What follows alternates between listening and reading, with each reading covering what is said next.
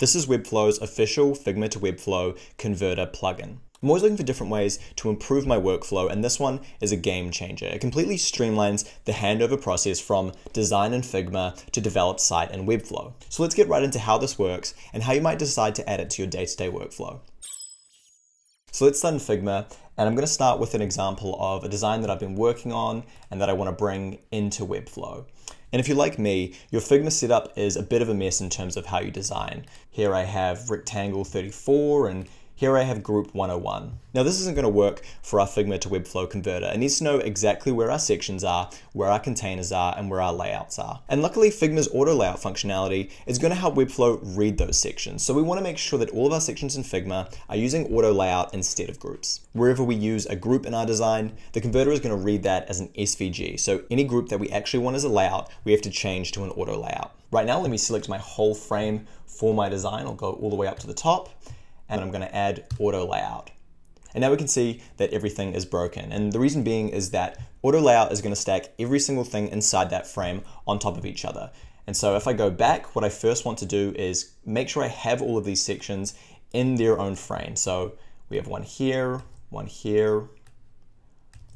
there, two more.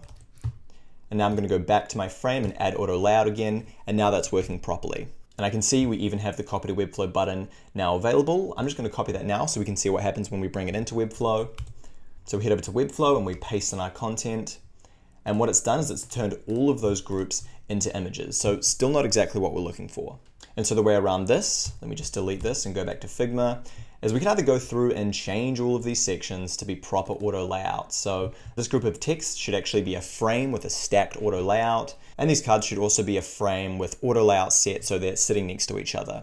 And so option one is I can go through this design and change all of the sections to be auto layout, but I'm not going to do that. Instead, I'm just going to try the actual sections that Webflow have set up for Figma. So I'm going to scroll to the right and I'm going to hit A so I can add a new artboard.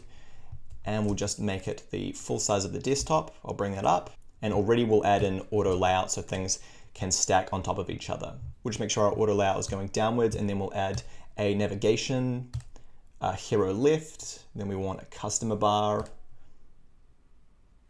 and our card section, we'll just use team rectangles for now, and then we'll want a featured kind of right section, so we'll use this one. And now if we want, we can even just test this out. So I'm going to copy this layout,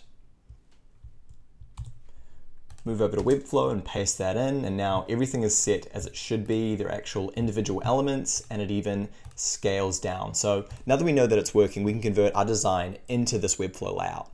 Let's delete our frame again and go back to our design. For now, I'm just going to get rid of this so we can work with our design better. And so now literally all we're going to do is convert our design into the layout that Webflow wants. And so I can go through, I can copy, I can paste, I can go through this whole thing. I can even add in my image where we want our image to be. Let's get rid of this one that we don't need. And we'll pop in our logo, copy that. Go to our logo, which is an image right now. And we can get rid of that fill. And we'll even do the background as well. We'll change that to our blue that we're using. In fact, we're using a gradient. What we'll do is we'll literally just copy the fill from the old one and then paste that in, delete the white fill, and I'll actually do the same for the navigation. I'm going to copy that fill and then paste that in. Now that we've added some background colors, we can actually see that there's some gaps going on. We'll just want to close those up. I'm going to click on my frame. I'm going to make this 0 at the top and 0 between sections, and also 0 on the left and the right. And so we can see that our design is starting to come along. Let me do a little bit more. And with the magic of time, I've worked through the rest of our conversion process. So let's drop this converted design into Webflow now. Let me just copy this one and head over to Webflow and paste it in. And that's starting to look a lot better. We can see that the fonts haven't carried over, but that's just because we haven't added the fonts to Webflow yet. And again, we can go down to our different screen sizes and it's starting to adjust. And if I go larger, I can see that my section is going edge to edge. I can also see that this logo div is not actually stopping where we want it to, so we can go and actually try and debug that right now. We'll go back to our project and just look in our customers section and see why this might be happening. So within each one, we have the section, and then we have our container within that section. And this one doesn't seem to have the container. So all I'm going to do is I'm going to copy a container that I have somewhere else, paste in that container, and then move my content into that new container. Might even adjust some of the sizing in here, a little bit less, maybe a little bit more. And now that I have that container set up, I'm just going to copy just the section now, not the whole thing. Move back over to Webflow, and I'll just delete that section that we have in there and then paste in the one that we've just updated. And I'll do preview now, and I can see that that container is working just as we want it to.